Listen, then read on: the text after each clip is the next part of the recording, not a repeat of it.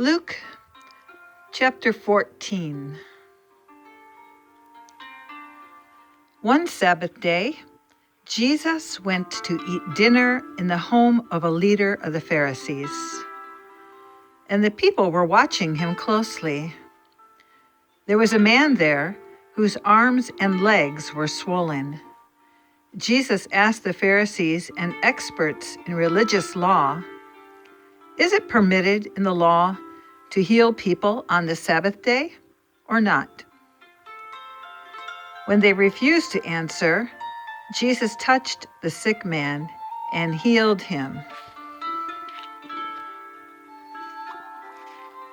And then he sent him away.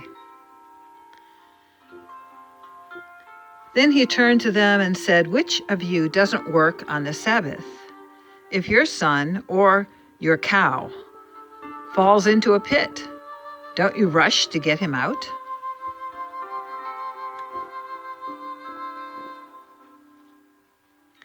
Again, they could not answer. When Jesus noticed that all had come to the dinner, were trying to sit in the seats of honor near the head of the table, he gave them this advice. When you are invited to a wedding feast, don't sit in the seat of honor.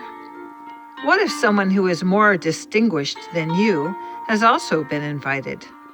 The host will come and he will say, "Give this person your seat." Then you will be embarrassed, and you will have to take whatever seat is left at the foot of the table. Instead, take the lowest place at the foot of the table.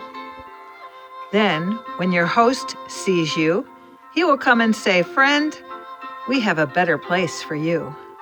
Then you will be honored in front of all the other guests. For those who exalt themselves will be humbled, and those who humble themselves will be exalted. Then he turned to his host.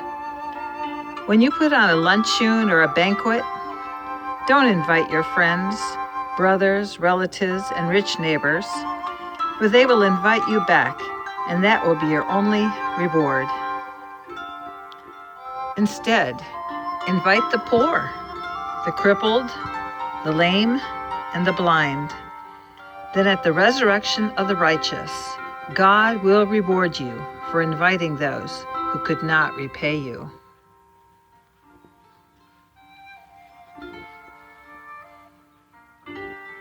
Hearing this, a man sitting at the table with Jesus exclaimed, "What a blessing it will be to attend a banquet in the kingdom of God."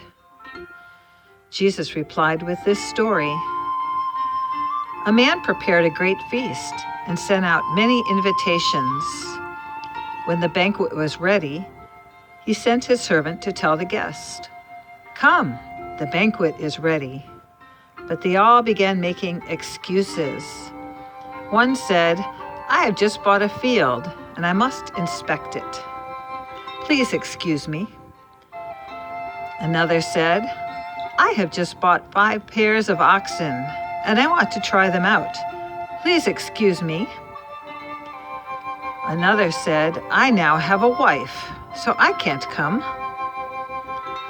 The servant returned and told his master what they had said.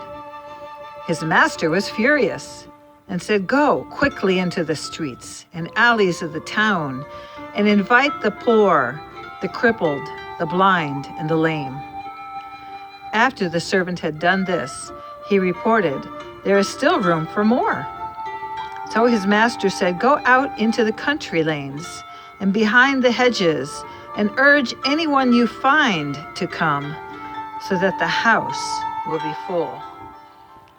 For none of those I first invited will get even the smallest taste of my banquet."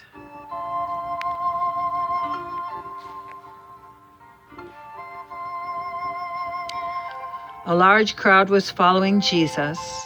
He turned around and said to them, "If you want to be my disciple, you must hate everyone else by comparison. Your father, your mother, wife and children, brothers and sisters, yes, even your own life. Otherwise, you cannot be my disciple.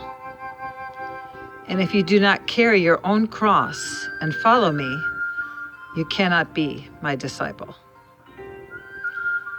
But don't begin until you count the cost.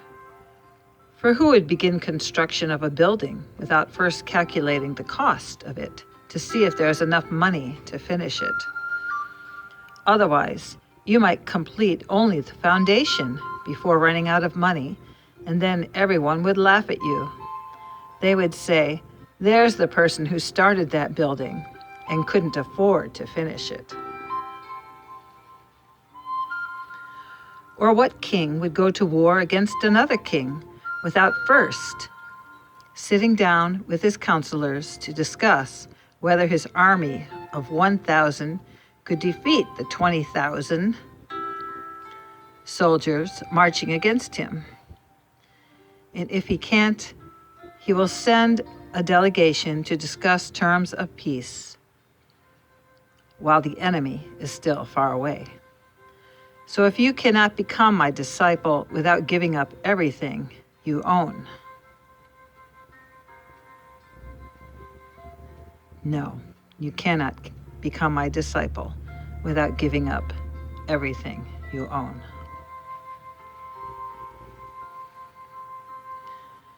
Salt is good for seasoning, but if it loses its flavor, how do you make it salty again? Flavorless salt is good neither for the soil nor for the manure pile. It is thrown away.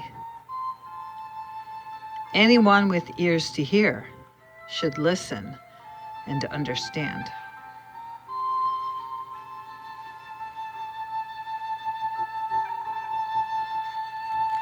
Luke chapter 14.